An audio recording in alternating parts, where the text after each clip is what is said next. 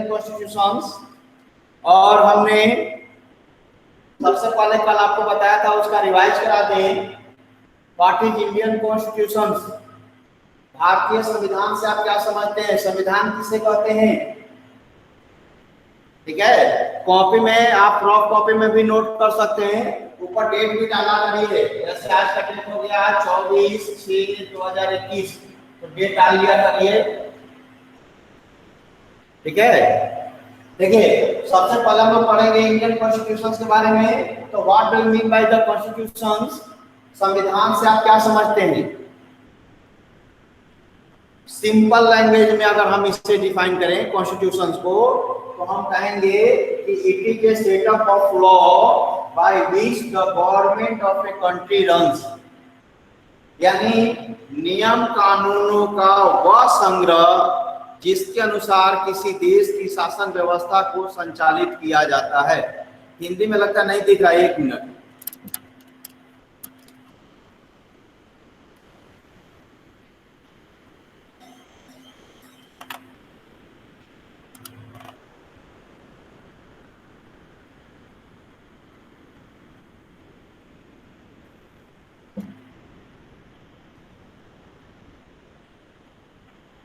आप देखिए ऑडिबल हो गया पूरा हिंदी तक ना?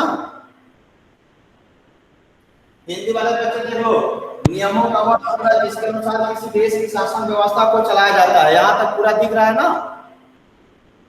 Yes sir.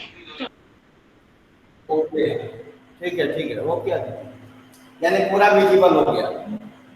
तो देखिए हम आपको बता रहे थे कॉन्स्टिट्यूशंस के बारे में कि कॉन्स्टिट्यूशंस किसे कहते हैं, संविधान किसे कहते हैं। तो इसको डिफाइन करेंगे इजी शब्द में, इजी लैंग्वेज में, कि what is constitution? It is a setup of law by which the government of a country runs. यानी वैसे नियम कानूनों का संग्रह जिसके अनुसार किसी देश की शासन व्यवस्था को चलाया जाता है, उसे हम संविधान कहते हैं। यानी संविधान क्या है? It is just a book, एक किताब है जिसमें सारे नियम कानूनों को लिपिबद्ध कर दिया जाता है, लिख दिया जाता है। ठीक है, जिसमें बताया जाएगा प्रधानमंत्री के क्या अधिकार हैं, क्या कर्तव्य हैं, राष्ट्रपति के क्या अधिकार होंगे, कैसे राष्ट्रपति का चुनाव होगा, प्रधानमंत्री का चुनाव कैसे होगा, तो किसकी क्या जिम्मेदारी होगी, किसका क्या रोल होगा, ये संविधान में पहले से ही तय कर दिया जाता है। यानी जितने भी डेमोक्रेटिक कंट्रीज होंगे, लोकतांत्रिक देश होंगे, उनका मस्ट है कि उनके पास उनका एक कॉन्स्टिट्यूशन होगा, उनका एक संविधान होगा। ठीक है, और उसी संविधान के तहत वहां की सरकार चलेगी, वहां की सरकार रन्स करेगी। पहले मोनार्की होता था तो राजतंत्र में तो कॉन्स्टिट्यूशन की जरूरत नहीं होती थी, राजा जो बोल दिया, ठीक है, वही कानून है। यानी राजा ही लेजिस्लेचर था, राजा ही एग्जीक्यूटिव था, राजा ही जुडिशरी था। कानून वही बनाता भी था, उसे इंप्लीमेंट भी करता था और न्याय भी देता था। तो all power has been centralised, एक ही व्यक्ति में था। लेकिन डेमोक्रेसी में पावर को शेयर कर दिया जाता है, बांट दिया जाता है। ठीक है, तो जो डेमोक्रेटिक कंट्रीज होते हैं, लोकतांत्रिक देश होते हैं, उनका अपना एक कॉन्स्टिट्यूशन होता है, संविधान होता है। और ये संविधान है क्या? इसका मीनिंग क्या है? It is a setup of law by which a country runs, by which a country governs. यानी नियम कानूनों का वह संग्रह जिसके अनुसार किसी देश की शासन व्यवस्था को संचालित किया जाता है, उसे हम संविधान कहते हैं। तो क्लियर हो गया? कोई डाउट किसी को कॉन्स्टिट्यूशंस में? No sir. किसी बच्चे को कोई डाउट? सर एक और रिपीट कर दीजिए। ओके बेटा, देखिए संविधान क्या है? संविधान कुछ और नहीं है, नियम कानूनों का एक संग्रह है जिसके अनुसार किसी देश की शासन व्यवस्था को संचालित किया जाता है। संविधान क्या है? It is a setup of law, कानूनों का एक संग्रह। जैसे तुम्हारी ये सिविक्स की बुक है, ऐसे ही एक बुक, वैसे ही एक किताब। ठीक है, किताब लिख दी गई जिसमें सबके रूल्स लिख दिए गए, प्रधानमंत्री के क्या रोल होंगे, राष्ट्रपति के क्या रोल होंगे, ठीक है, कैसे उनका चुनाव होगा, तो सारे नियम कानूनों को लिख दिया गया। उस बुक को हम कॉन्स्टिट्यूशन कहते हैं और उसी के अनुसार शासन चलाई जाएगी। भी होगा तो न्यायालय भी उसी नियम कानूनों के तहत निर्णय देगा। तो सारी चीजों को डिफाइन कर दिया जाता है डेमोक्रेसी में, और उन नियमों कानूनों को सेटअप ऑफ मतलब समूह यानी नियमों का वह संग्रह जिसके अनुसार किसी देश की शासन व्यवस्था को संचालित किया जाता है, उसे हम कॉन्स्टिट्यूशन कहते हैं, उसे हम संविधान कहेंगे। क्लियर हो गया सबको? Yes sir. Okay, thank you. हम लोग पढ़ेंगे अब मेन दूसरा इंपॉर्टेंट क्वेश्चन। एक तो ये इंपॉर्टेंट क्वेश्चन हो गया कॉन्स्टिट्यूशन, दूसरा अब इसके क्वेश्चन आता है लॉन्ग आंसर में, what are the features of Indian constitution. तो हेडिंग डालेंगे features of Indian constitution. Indian constitution के बाद अब हम इसके फीचर्स के बारे में पढ़ेंगे।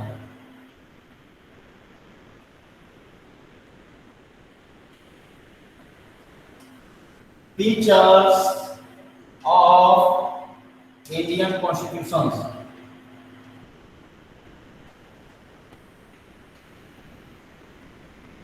संविधान तो प्रत्येक लोकतांत्रिक देश का होगा, भारत का भी होगा, ब्रिटेन का भी होगा, अमेरिका का भी होगा, सारे देशों का अपना अपना संविधान है। यहाँ हम पढ़ेंगे भारत का जो संविधान है उसकी क्या क्या विशेषताएं हैं। हिंदी में डालेंगे भारतीय संविधान की विशेषताएं। भारतीय संविधान की विशेषताएं।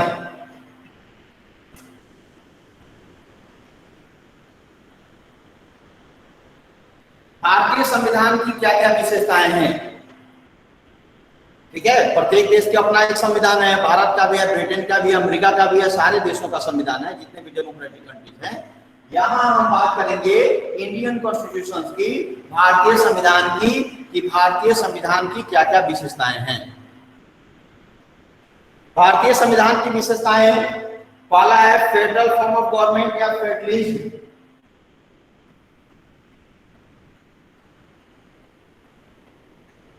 इसको हिंदी में कहेंगे संघवाद।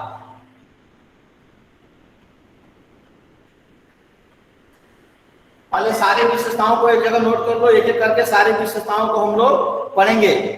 पहला है फेडरलिज्म, संघवाद। दूसरा है parliamentary form of government.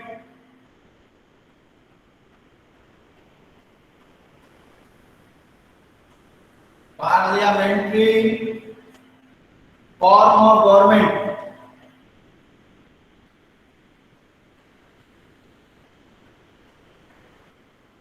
Parliamentary form of government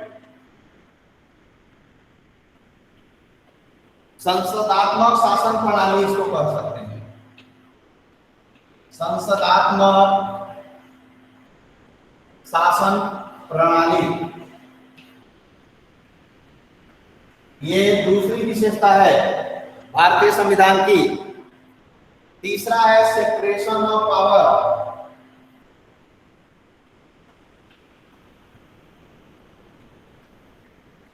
separation of power, इसको कहेंगे शक्तियों का पृथकीकरण।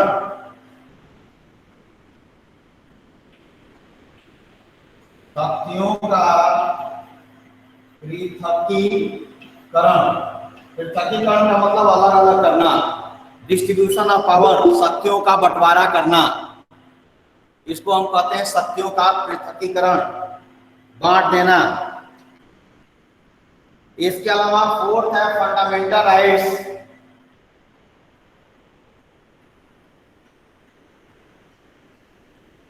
फंडामेंटल राइट्स, इसको हम हिंदी में लिखेंगे मौलिक अधिकार। मौलिक अधिकार। कुल 5 विशेषताएं हैं और पांचवा है सेकुलरिज्म।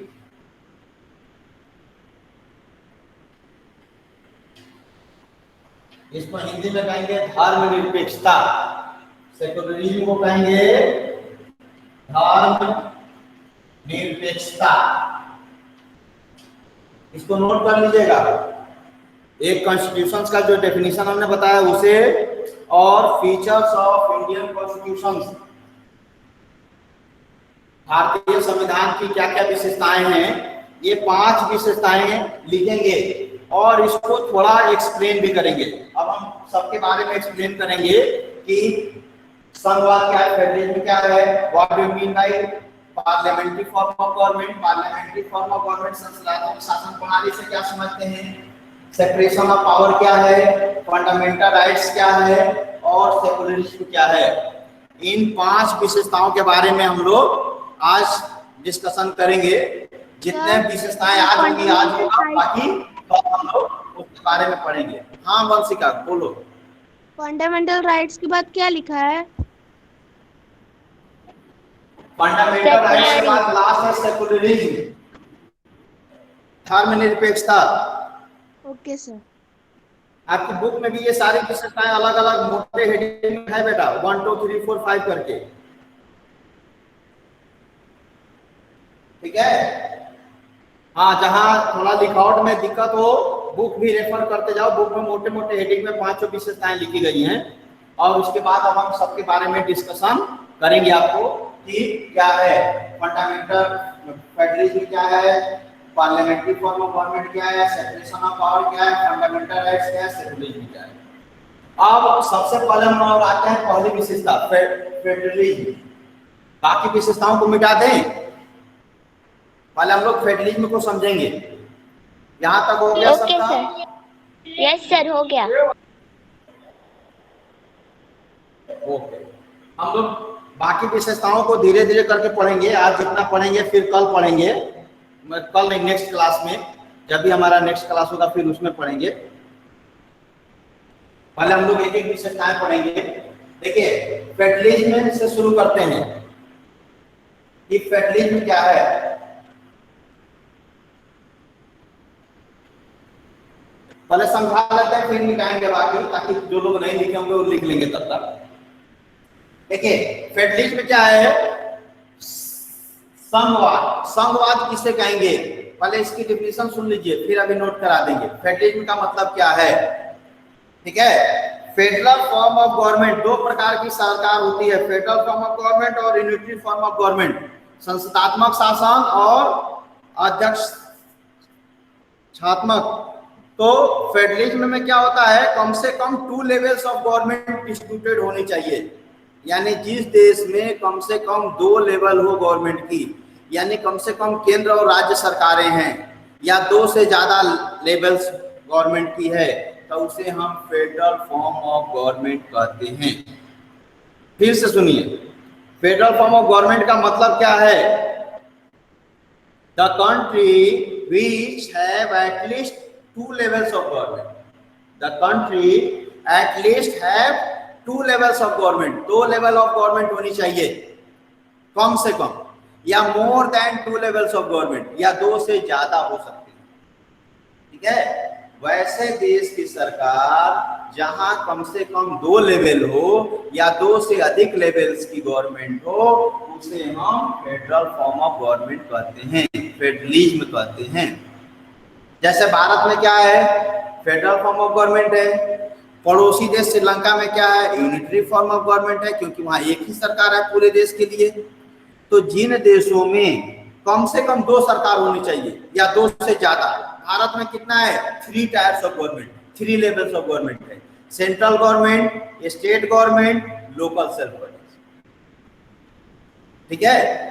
तो फेडरल फॉर्म ऑफ गवर्नमेंट को पहले डेफिनेशन लिख लीजिए। फेडरलिज्म से शुरू करते हैं कि फेडरलिज्म है क्या।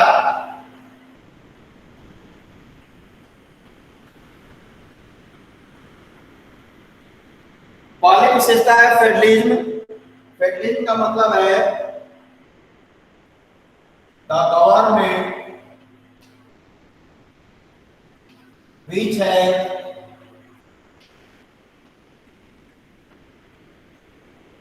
at least 2 or more level of government, 2 or more level of government.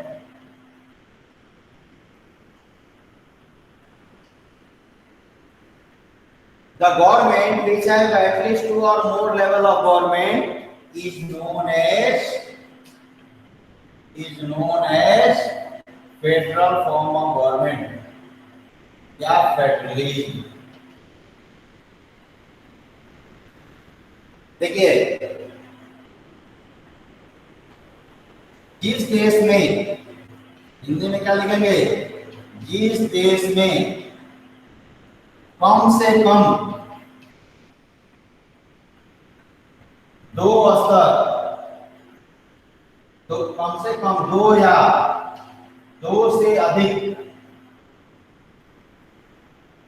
जिस देश में कम से कम 2 या 2 से अधिक स्तर की सरकार होती है,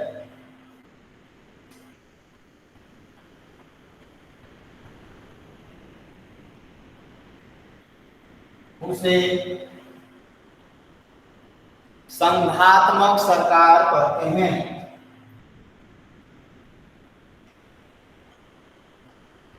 संघात्मक सरकार कहते हैं।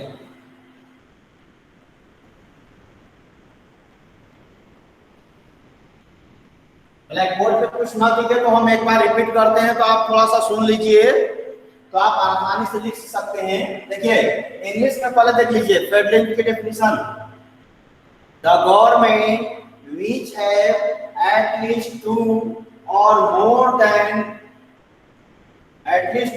or more levels of government is known as federalism।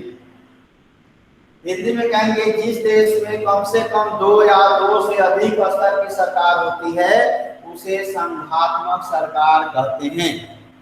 यानी देखिए, इससे क्या पता चलता है, संघात्मक सरकार होने के लिए एटलीस्ट कम से कम कितने लेवल की सरकार होनी चाहिए, 2। यानी अगर एक ही स्तर हो तो उसे हम संघात्मक सरकार नहीं कहेंगे। एक ही स्तर मतलब समझ लो पूरे देश के लिए एक सरकार, जैसे केंद्र सरकार की हो, राज्यों में चुनाव ना हो तो भारत में क्या हो जाएगा, तब फेडरल फॉर्म ऑफ गवर्नमेंट नहीं होगा, यूनिटरी फॉर्म ऑफ गवर्नमेंट, एकात्मक सरकार हो जाएगी। एकात्मक और संघात्मक में अंतर समझिए। सरकार 2 प्रकार की होती है, एकात्मक सरकार, संघात्मक सरकार। ठीक है, unitary form of government, federal form of government. Unitary form of government में क्या होगा, पूरे देश के लिए एक सरकार होगी, पूरे देश के लिए एक सरकार होगी।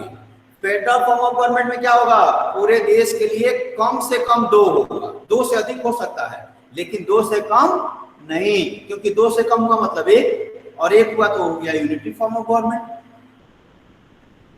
ठीक है, दोनों में अंतर समझिए, यूनिटरी फॉर्म ऑफ गवर्नमेंट और फेडरल फॉर्म ऑफ गवर्नमेंट।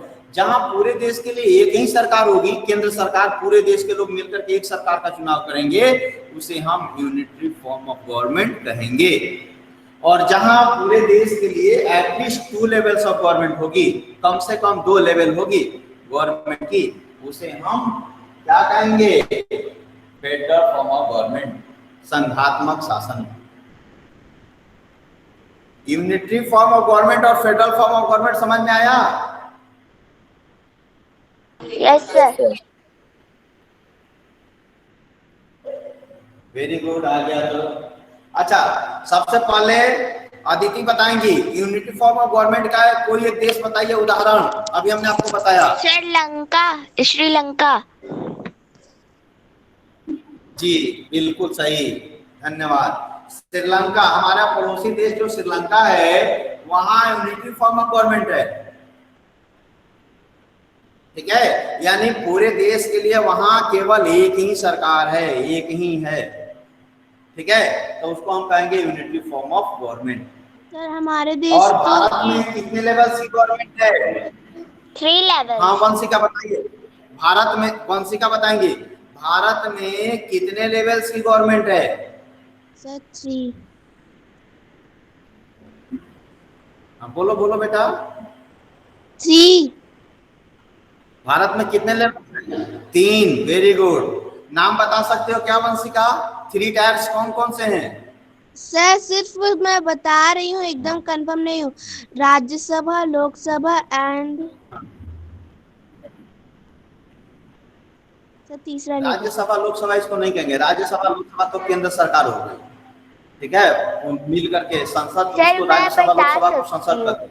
देखो भारत में हाँ जरा सा आपको बता देते हैं, भारत में 3 टायर्स कौन कौन से हैं, नोट कर लीजिए, देख लीजिए। भारत में कैसे कहेंगे कि फेडरल फॉर्म ऑफ गवर्नमेंट है, भारत में 3 टायर्स कौन कौन से हैं, जरा इसे भी समझ लीजिए। देखिए भारत में एक हो गया सेंट्रल गवर्नमेंट, सेंट्रल गवर्नमेंट जिसको कहेंगे केंद्र सरकार, केंद्र सरकार। दूसरे लेवल्स की गवर्नमेंट हो गई स्टेट गवर्नमेंट, स्टेट गवर्नमेंट जिसे हम कहेंगे राज्य सरकार। और तीसरे लेवल्स की गवर्नमेंट हो गई लोकल सेल्फ बॉडीज,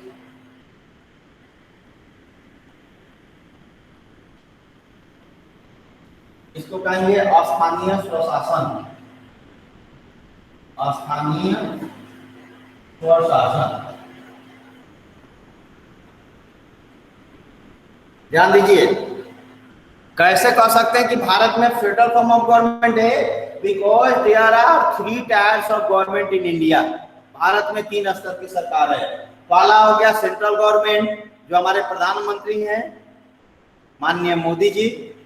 दूसरा है स्टेट गवर्नमेंट, इसमें विभिन्न राज्यों की सरकारें आती हैं, जैसे मध्य प्रदेश में माननीय शिवराज सिंह जी, उत्तर प्रदेश में योगी जी। तो अलग अलग राज्यों की सरकारें आ गई दूसरे टायर में। तीसरे टायर में आता है लोकल सेल्फ बॉडीज, स्थानीय स्वशासन। स्थानीय स्वशासन में क्या आता है, नगर पालिका, नगर निगम और ग्राम पंचायत। नगर पालिका, नगर निगम और ग्राम पंचायत, इसे हम लोकल सेल्फ बॉडीज कहते हैं। देखिए यानी तीनों के चुनाव होते हैं भारत में, 3 बार चुनाव होते हैं। एक बार होता है जैसे एमपी चुने जाते हैं, मेंबर ऑफ पार्लियामेंट, जो केंद्र सरकार फॉर्म करेंगे। दूसरा चुनाव होता है एमएलए का, विधायकों का, जो राज्य सरकारें फॉर्म करती हैं। और तीसरा लोकल सेल्फ बॉडीज का चुनाव होता है, नगर पालिका, नगर निगम और ग्राम पंचायतों का चुनाव होता है, जिसे हम स्थानीय स्वशासन कहते हैं। तो there are 3 tiers of government in India. Bharat में 3 स्तर की सरकार है, central government, state government, local self bodies. केंद्र सरकार, राज्य सरकार और स्थानीय स्वशासन। वंशिका क्लियर हुआ बेटा आपको? 3 टायर्स ऑफ गवर्नमेंट आपको समझ में आया? Yes sir. तो अब क्या कहोगे, अब आप एक बार बताइए 3 टायर्स ऑफ गवर्नमेंट कौन कौन से हैं? Central, state and local government. Local self bodies, हाँ इसमें कंफ्यूजन बच्चों को होता है। Local self bodies, local self bodies में किसका किसका चुनाव होता है अदिति? सर सांसद का, एमएलए। नहीं, लोकल सेल्फ बॉडीज में क्वेश्चन ध्यान से पूछिए। तीसरे स्तर की सरकार जो स्थानीय स्वशासन है, इसमें किनका चुनाव होता है? सर एमएलए का। हमने आपको बताया किसका? एमएलए। एमएलए तो बेटा स्टेट गवर्नमेंट में होता है, एमपी सेंट्रल गवर्नमेंट में चुनाव होता है। लोकल सेल्फ बॉडीज में नगर पालिका, नगर निगम और ग्राम पंचायत, मुखिया, सरपंच या फिर मेयर। शहरों में मेयर का चुनाव होगा, गांवों में मुखिया या सरपंच का चुनाव होता है, पंच और सरपंच का चुनाव होता है। ठीक है, जहां तुम रहते हो देखे होगे, या तो शहरी क्षेत्र में रहते होगे तो मेयर चुने जाते होंगे, और अगर ग्रामीण क्षेत्र में रहते होगे तो वहां मुखिया या सरपंच का चुनाव होता है और पंचों का चुनाव होता है, वार्ड काउंसिलर जिसे कहते हैं। तो ये लोकल सेल्फ बॉडी है, स्थानीय स्वशासन है। जैसे आप बढ़न में रहते हैं तो बढ़न में नगर पालिका है, ठीक है, सिंगरौली नगर पालिका लिखा जाता है ना, और उसकी गाड़ियां भी चलती है जो कूड़े इकट्ठा करती है, सफाई। ये नगर निगम, नगर पालिका और ग्राम पंचायतों का काम क्या है? अपने क्षेत्र में सफाई व्यवस्था को सुदृढ़ करना, बिजली पानी की आपूर्ति हो, ठीक है, सड़कों का मरम्मत हो, ठीक है, और उस क्षेत्र में जो लोग रह रहे हैं उनको स्वास्थ्य और चिकित्सा और शिक्षा प्राप्त हो। तो ये सारी व्यवस्थाएं ये स्थानीय स्वशासन की, ठीक है। तीसरा लेवल समझ में आया? इसमें में बच्चे कंफ्यूज होते हैं, लोकल सेल्फ गवर्नमेंट, स्थानीय स्वशासन। इसको ध्यान दीजिए हमेशा, स्थानीय स्वशासन में एमएलए एमपी का चुनाव नहीं होता है, इसमें वार्ड काउंसिलर का चुनाव होता है, मेयर का चुनाव होता है, गांव में मुखिया और सरपंच का चुनाव होता है। कहीं कहीं किसी राज्य में मुखिया कहते हैं, किसी राज्य में उसे सरपंच कहते हैं। ठीक है, तो मुखिया, सरपंच, मेयर और वार्ड काउंसिलर का जो चुनाव होता है वो स्थानीय स्वशासन है, यानी नगर पालिका, नगर निगम। बड़े देखिए, नगर पालिका कहाँ होती है? छोटे शहरों में, बहरान में नगर पालिका। महानगर पालिका या नगर निगम कहाँ होगा? बड़े शहर में, जैसे जबलपुर, बड़े शहर में जिनकी आबादी 10 करोड़ से ज्यादा है, वहां महानगर पालिका होगी। ग्राम पंचायत कहाँ होती है? गांव में। ठीक है, तो ग्राम पंचायत गांव में होगी। तो लोकल सेल्फ गवर्नमेंट क्लियर हुआ सबको? किसी को कोई doubt? No sir. No. Okay. Sir central government में किसका चुनाव होता है? हाँ, एक बार बोलो फिर से बेटा, आदित्य। सर सेंट्रल गवर्नमेंट में किसका चुनाव होता है?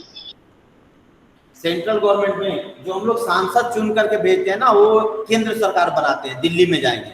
जैसे जो सांसदों का चुनाव करते हैं वो केंद्र सरकार बनाएंगे। जो हमारे माननीय मोदी जी हैं, प्रधानमंत्री का उसमें चुनाव होगा। सांसदों का चुनाव होता है वो जाके सेंट्रल गवर्नमेंट फॉर्म करते हैं। सर पीएम का चुनाव विधायकों का चुनाव होता है, एमएलए का। एंट्री होती है ना? क्या बेटा? सब पीएम का इलेक्शन फिर से नहीं बोलो। होता, वो तो एंट्री होती है ना? नहीं, वो एमएलए एमपी चुने जाते हैं ना। जैसे हमारे मोदी जी हैं, वो एमपी हैं बनारस के। तो बनारस के सांसद हैं, सांसद चुन करके जाएंगे और सांसद आपस में से एक किसी को प्रधानमंत्री चुनेंगे। बात समझ में आई?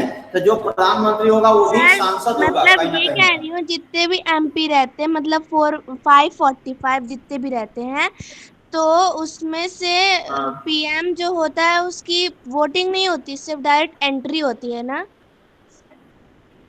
नहीं नहीं, वो उसमें से जिसके पास आधा से ज्यादा सांसद होंगे। जैसे देखो, अपने क्लास में 40 लोग हैं, तुम्हारे क्लास में 40 लोग हैं, तो मॉनिटर किसे चुना जाएगा? जिसके पास आधा से ज्यादा, यानी आधा स्टूडेंट हो गया 20, यानी जिसके पास आधा से एक ज्यादा 21 जिसके फेवर में होंगे कि इनको बनाया जाए, तो उसे हम मॉनिटर चुनेंगे। तब ऐसे ही जब लोकसभा में, ठीक है, लोकसभा में कुल मेंबर होते हैं 543 मेंबर चुन के जाते हैं। तो इसका आधा से अधिक। हाँ बोलो वंशिका। सर 2 ऐसे ही एक्स्ट्रा मिला दिए जाते हैं ना? हाँ, वो तो नॉमिनेट होते हैं, तो चाहे तो राष्ट्रपति नॉमिनेट कर सकते हैं। तो अधिक संख्या होती है 545, लेकिन जो इलेक्ट हो जाते हैं वो 543 है। ये चाहे तो राष्ट्रपति मनोनीत कर सकता है, चाहे तो नहीं भी कर सकता है। जब एंग्लो इंडियन को पर्याप्त प्रतिनिधित्व नहीं मिलता है, राष्ट्रपति मनोनीत करता है, ये चुने नहीं जाएंगे। तो जितने भी रहेंगे, हमने क्या कहा, जितने भी संसद में उस समय रहेंगे सांसद, उनका आधा से अधिक, अगर 543 ही है उस समय, ये 2 मनोनीत नहीं है, तो आधा से अधिक क्या होगा? यहाँ देखिए, 543 डिवाइडेड बाई 2 और प्लस 1, तो 543 को 2 से डिवाइड करो, 2 2 जा 4, 2 7 जा 14 और 2 2 जा 4, ठीक है, और प्लस 1, तो 272 प्लस 1 273, यानी जिसके पास 273 मेंबर होंगे वो गवर्नमेंट फॉर्म करेगा, वो प्रधानमंत्री बनेगा। ठीक है, अगर एक ही सिंगल पॉलिटिकल पार्टी इसके पास 273 मेंबर है तो उसी का प्रधानमंत्री बनेगा, नहीं है तो कोलिजन गवर्नमेंट बनेगी। आगे आपको बताएंगे कोलिजन गवर्नमेंट, गठबंधन सरकार, अभी नहीं। ठीक है, अगले इसी में तीसरे चौथे लेसन में हम लोग पढ़ेंगे। ठीक है, तो जिनके पास आधा से अधिक सांसद होंगे, ठीक है, वो गवर्नमेंट फॉर्म करेंगे। सर ये तो हो गई एमपी की बात। सर एमपी मतलब डायरेक्ट यहाँ से जाती है लोकसभा से राज्यसभा, फिर डायरेक्ट वहाँ पर प्रेसिडेंट के पार्लियामेंट में। हाँ, पार्लियामेंट में जो हम एमपी चुनते हैं वो पार्लियामेंट में जाएंगे और केंद्र सरकार फॉर्म करेंगे। जो हम एमएलए चुनते हैं ना, विधायक, वो स्टेट गवर्नमेंट फॉर्म करेंगे। यानी मध्य प्रदेश के जो विधायक हैं वो राजधानी भोपाल जाएंगे और वहां राज्य सरकार फॉर्म करेंगे। उत्तर प्रदेश के जो विधायक चुने जाएंगे वो उत्तर प्रदेश की राजधानी लखनऊ जाएंगे और यूपी गवर्नमेंट फॉर्म करेंगे। बिहार के जो लोग विधायकों का चुनाव करेंगे वो विधायक पटना जाएंगे वहां की राजधानी में और बिहार के लिए सरकार बनाएंगे। यानी प्रत्येक हम लोग 3 बार चुनाव करते हैं। एक बार तो केंद्र सरकार के लिए चुनाव करते हैं, एमपी का चुनाव करते हैं। दूसरी बार हम लोग एमएलए का चुनाव करते हैं, अपने राज्य की सरकार के लिए चुनाव करते हैं। और तीसरी बार लोकल सेल्फ बॉडीज का चुनाव करते हैं, नगर पालिका, नगर निगम और ग्राम पंचायत, जहां पे हम रहते हैं। यानी 3 बार हम चुनाव में हिस्सा लेते हैं 5 सालों में। क्लियर हुआ सबको? Yes sir. सर एमएलए का कैसे इलेक्शन होता है? एमएलए का इलेक्शन बेटा वैसे ही होता है जैसे एमपी का चुनाव होता है राज्य में। वो अभी हुआ तो था, कुछ दिन पहले हुआ था, जब शिवराज सिंह चौहान पहले कमलनाथ जी बने मुख्यमंत्री, फिर उनके पास बहुमत हट गया, तो फिर शिवराज सिंह चौहान, जिसके पास बहुमत रहेगा वही सरकार बनाएगा। यानी जितने विधायक चुन करके गए, मान लो 250 विधायक चुन करके गए, तो उसका आधा से एक अधिक यानी 126 विधायक जिसके पास रहेंगे वो गवर्नमेंट बनाएगा, वो मुख्यमंत्री बनेगा। ठीक है? यस। तो जितना थोड़ा सा तुम लोग पढ़ो, टेक्स्ट बुक को पढ़ोगे तो ज्यादा क्लियर होगा। तो टाइम अब यहीं समाप्त होता है। तो हम लोग आज यहीं तक पढ़ेंगे, कल इसकी बाकी विशेषताओं के बारे में हम